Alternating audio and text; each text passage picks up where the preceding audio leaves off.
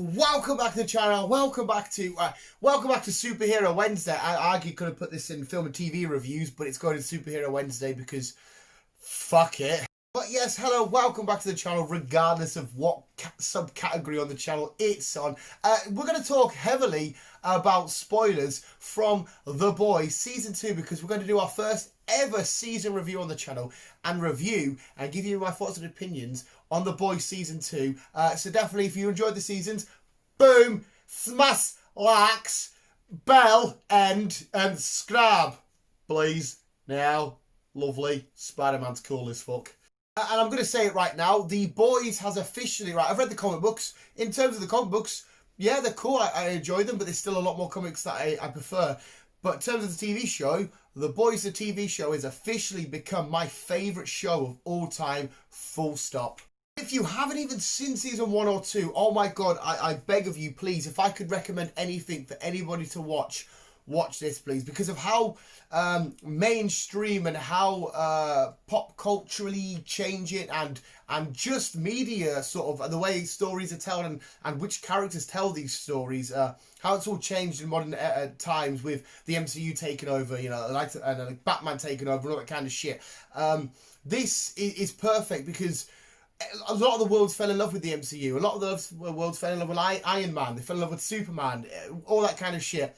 This will give you these sort of like characters, and they'll completely say fuck you to the way them stories are told, and it's just fucking beautiful.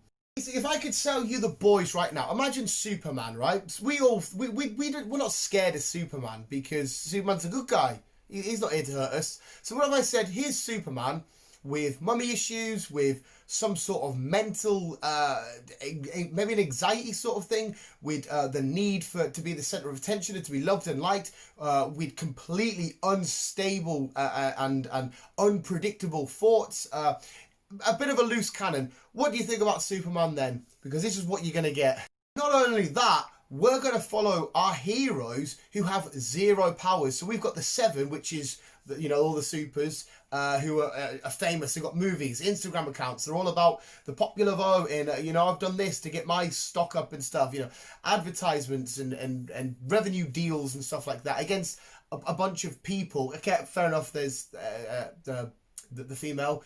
She's a soup and Starlight. But anyway, on a whole, the boys, Frenchie, Butcher, and Huey are just regular blokes. Yes, they've had the touch of Compound V in the comics, but in the show. So basically, that's my selling point. Did I even sell it?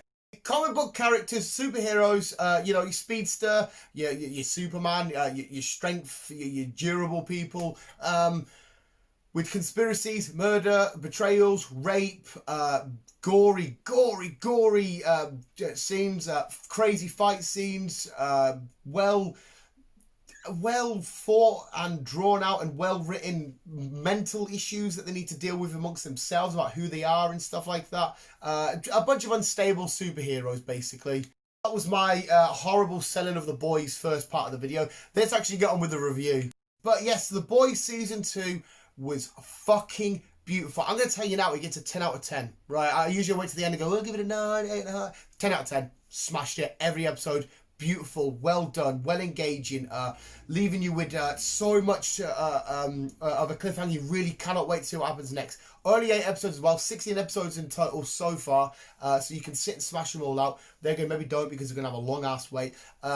Every single character, even my least favourite characters, I am extremely invested in. I want to know more about them, what's going to happen next, how they're going to interact with the rest of the cast, if they're on the same side or not, how they're going to, if they're a soup, how they're going to play out for the rest of the season, involved in the Seven, if it's one of the boys, because as a collective they've got their own story, but they have their own individual stuff. Which new characters am I going to fall in love with? Which characters am I going to start to hate a bit more this season? And Stormfront, I will talk about Stormfront, was the perfect person to bring in for me to really like fucking, I need to get behind so I can fucking hate so much. Fell in love with Huey more, fell in love with Butcher more. Homelander's a prick, and I hope he gets stopped, and he's a knobhead, and he's scary, and he's unpredictable, but fuck me do I love that character. It's not your typical, of course, I said it before, and comic book films are changing, and comic book shows are changing, But it's not your typical, here's the good guys, here's the bad guys, fight because you want to destroy the world and you need to protect it.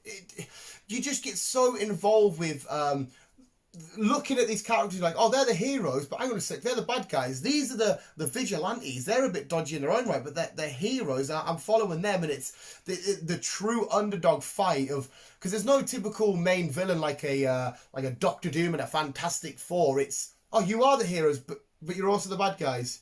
But you fooled everybody thinking you are all 100% good, but you're bad. Because like I said, you take like the likes of Homelander, who portrays to the general public as being such a fantastic hero, and you know, for America, I love America, for the people, I love all of you, but really he's a fucking psychopath and he'll happily laser the fuck out of all of you, which we do get to see in the show. Of course, it's just a thingy. Then we get the likes of Stormfront, who again puts on this cover for the public to believe that she's a good guy, but she's one of the evilest, worst people ever.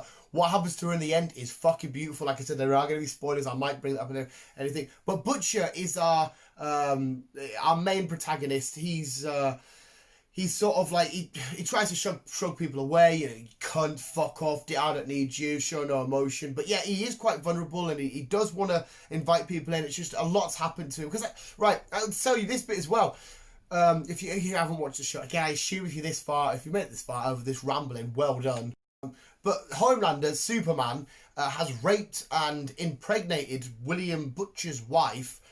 William then thinks Homelander's also killed her, but she's been taken away to a separate place to give birth to Homelander's child.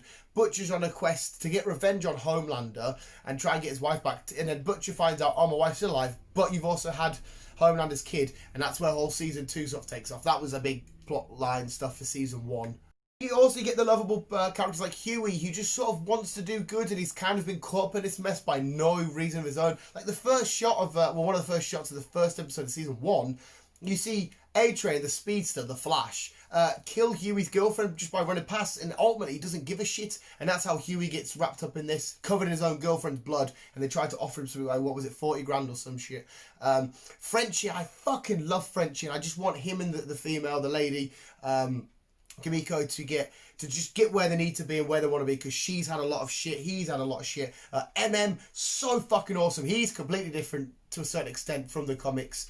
He's crazy OCD and stuff like that. Obviously, he doesn't need the mother's milk to keep him going. That's comic book related, but he gets some of a happy ending. The season 2 ends with a beautiful ending where you think, oh, everyone's kind of happy. There's still shenanigans going on. The shots, oh my god, the shot of Homelander, when the camera's sort of zooming into his eyes and he's talking, but it all just numbs out any noise, and you're like, he is 100% officially broken. If there was any chance of him coming back, it's now officially gone. Maeve kind of explored her comic book roots a little bit more in this. The Deep got a lot more a look at. Obviously, he's not really explored a whole lot inside of the comics.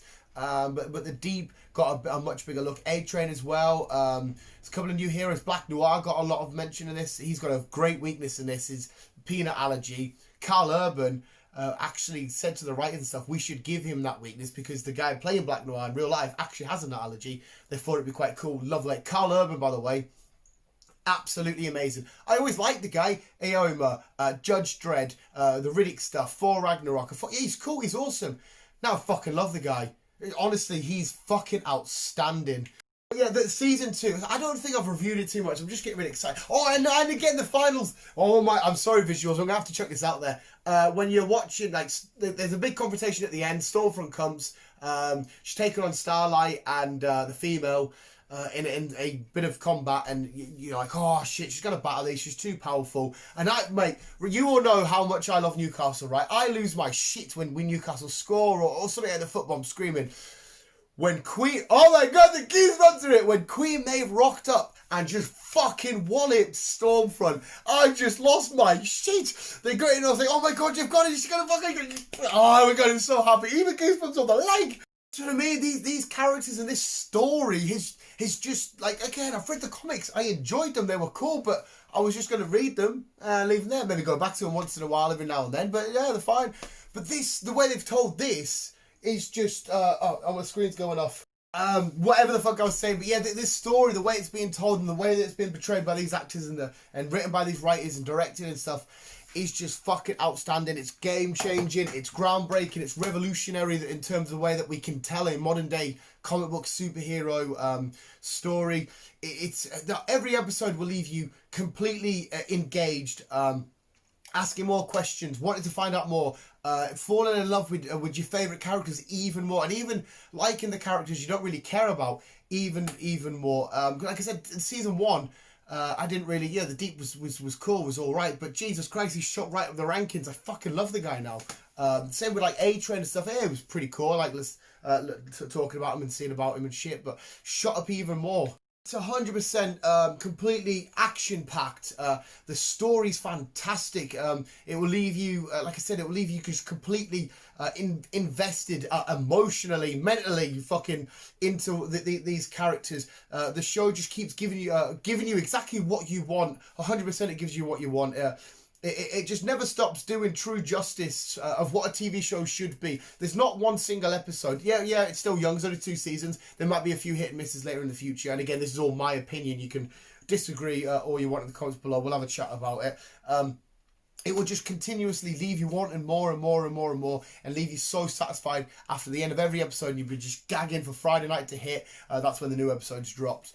Just to get in and fucking watch it. Of course, it's doing fucking so well. It's highly rated. I'm pretty sure it's the highest rated comic book TV show of all time. It's making a lot of subscription and money for Amazon. The spin-offs are coming. We've got the Univert College one, a Soups College. We're going to explore that. There's so much you can spin off this. I can't wait for more boys stuff. It's just fucking beautiful.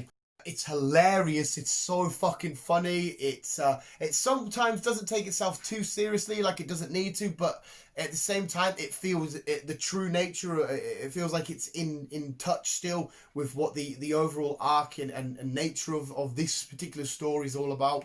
It's got some hopefully iconic shots. One of Homelander on top of a building, jerking himself off, saying I can do anything. His obsession with milk. I won't say that. You could watch it and find out why he's a fucking weird bastard.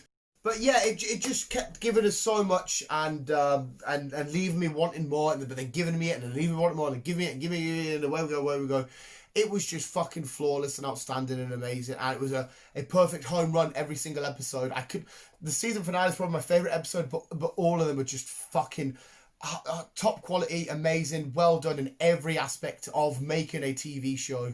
I don't know if that was more of an exciting ramble or a review. Regardless, I said words about The Boys, and now I want you to watch The Boys. But there we go, visuals. If you have watched it, let me know your thoughts and stuff in the comments below. If you haven't watched it, you're not going to be watching this, are you? Let's face it. But in the small chance that you haven't watched it, you've just got this as background noise. Why? Because this will make your ears bleed, me just chatting shit.